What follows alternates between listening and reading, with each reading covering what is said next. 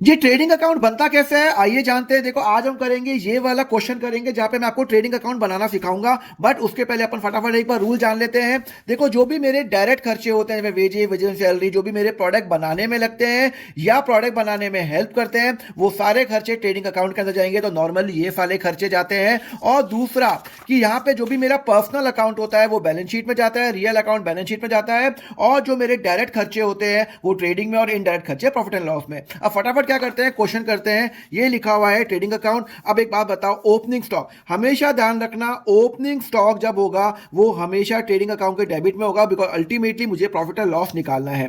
फिर मैं जो परचेज करूंगा 50,000 का जो मैंने परचेज किया वो मेरा खर्चा है, तो वो कहां जाएगा, मेरा ट्रेडिंग में जाएगा, प्रॉफिट एंड लॉस में नहीं जाएगा।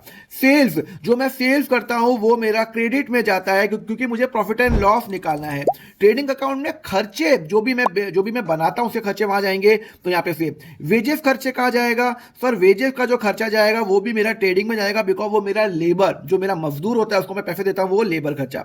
इनडायरेक्ट एक्सपेंडिचर ये मेरा प्रॉफिट एंड लॉस में जाएगा, ट्रेडिंग में नहीं जाएगा। सारे डायरेक्ट खर्चे ही ट्रेडिंग अकाउंट के अंदर जाते हैं। डेटर डेटर मेरा एसेट है, तो ये कहां जाएगा, बैलेंस शीट में जाएगा। कैश मेरा एसेट है, बैलेंस शीट में जाएगा, ये मेरा बैलेंस शीट में जाएगा, ये मेरा बैलेंस शीट में जाएगा, ये मेरा बैलेंस शीट में जाएगा। तो यहां पे मेरे को सिर्फ ओपनिंग स्टॉक, परचेज और वेजेस ही दे रखा है, सेल्स दे रखा है। अब यहां पे देखो ट्रेडिंग अकाउंट के अंदर हम क्लोजिंग स्टॉक भी निकालते हैं। क्लोजिंग स्टॉक हम इसलिए डालते हैं सो दैट हमारा प्रॉफिट और लॉस निकल जाए। हम ईयर एंड पे अपने स्टॉक का वैल्यूएशन करते हैं। तो बाय क्लोजिंग स्टॉक एक तो ये मेरा एफर्ट में आएगा, जो भी एडजस्टमेंट होता है तो ये एक तो मेरा ट्रेडिंग में जाएगा और एक मेरा बैलेंस शीट में जाएगा। देखो ट्रायल बैलेंस के सारे आइटम एक ही बार आते हैं, पर जो एडजस्टमेंट आइटम दो बार इसलिए आता है बिकॉज मुझे उसकी जनरल एंट्री करनी है। तो जनरल एंट्री क्या होगी, closing stock debit to trading account कितना, कॉस्ट और NRV whichever is lower. ये क्यों होता है ये मैं आपको नेक्स्ट लेक्चर में बताऊंगा, इसके लिए फॉलो जरूर कर लेना अकाउंट फंडा। तो यहाँ पे 18,000 और मेरा बैलेंस शीट के अंदर भी 18,000 जाएगा। क्लियर है।